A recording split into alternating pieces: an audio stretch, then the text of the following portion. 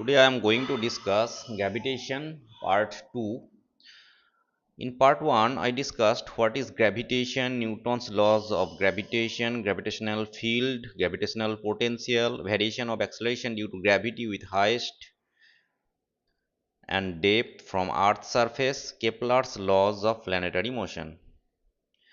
Here today we will learn how acceleration due to gravity g changes with latitude due to Earth's rotation, where we can find maximum and minimum value of g on Earth's surface.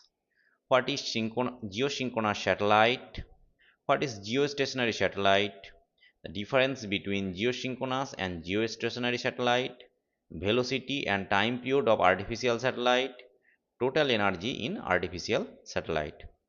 So let us start. Why Earth's rotation affects gravity? We keep in mind the true gravitational pull of Earth is directed towards its center. But because Earth rotates, every point on its surface except the poles experiences a centrifugal force outward, away from the axis of rotation. This centrifugal force reduces the effective gravity we feel, especially near the equator. So start. The Earth is rotating with angular velocity omega. We consider a point P of a body of mass m. As the Earth rotates, the body rotates around this circular orbit on Earth's surface of radius smaller. So, the centrifugal force acting at that point P in radially outward direction is m omega square r. Now let capital R be the radius of Earth from center to the surface.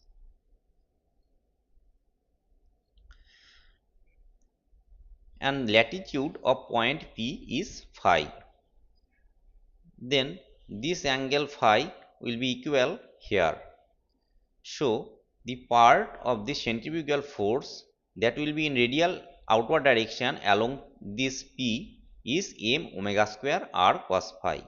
Now we replace small r by capital R cos phi, and this value becomes m omega square capital R cos phi.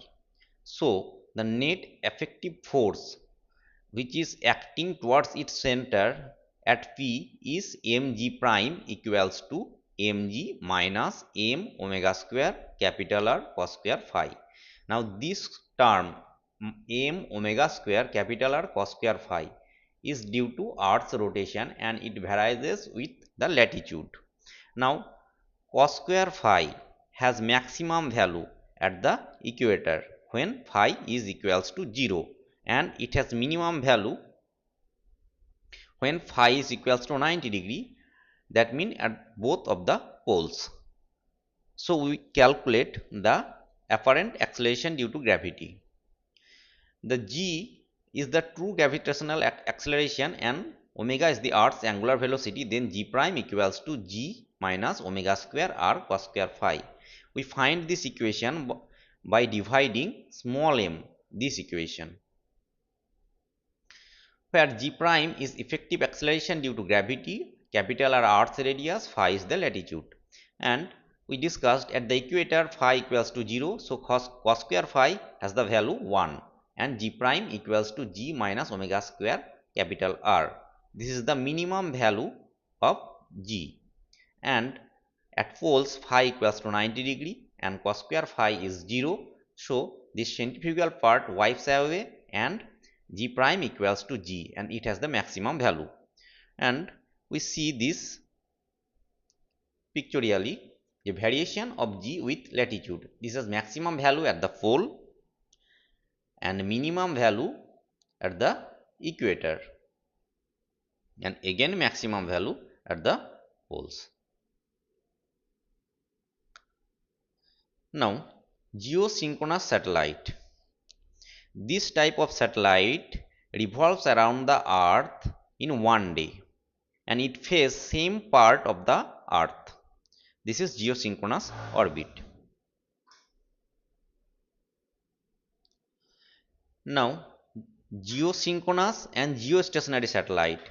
Geosynchronous and geostationary satellite both have the same time period of revolution. Both completely rotates Earth in one day. But geostationary satellite revolves around the equator. This is the basic difference between geosynchronous and geostationary satellite.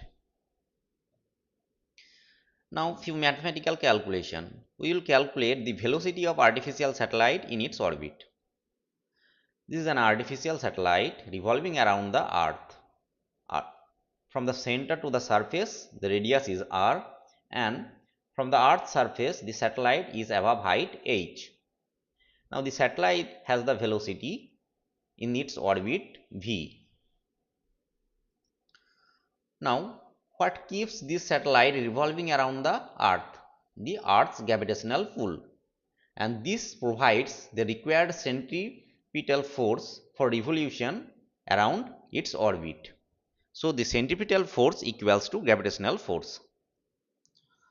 Now, from the center, the satellite has distance small r equals to radius of the Earth plus height. Now, we equate centripetal force equals to gravitational force, and mv square by r is the centripetal force and g capital M small m by r square is the gravitational force.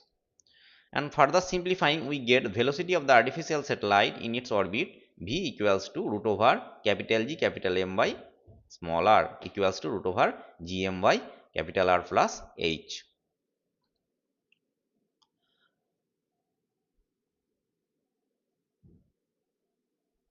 Now, time period of revolution of artificial satellite.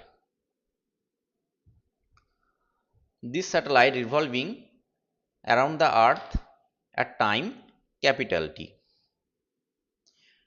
Let v be the velocity of the satellite and r be its radius of the orbit from the center of the Earth.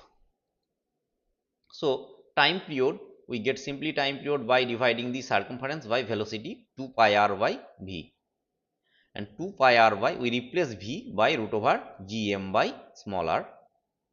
Further simplifying 2 pi root over r cube by gm. As r equals to capital R plus h, so we get the final expression capital T equals to 2 pi root over r plus h cube by gm. Now, total energy in artificial satellite. It is the sum of kinetic energy part plus potential energy. Now, kinetic energy is half m v square plus potential energy minus g capital M small m by r.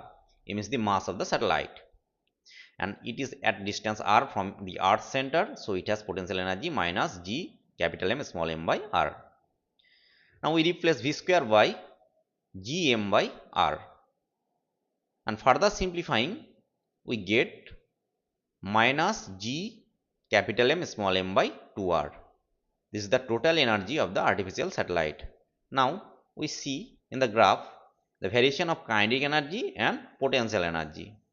The red colored part shows the kinetic energy with the distance of the satellite, and this green color is the potential energy curve, and this blue color is the total energy curve. Thank you for watching.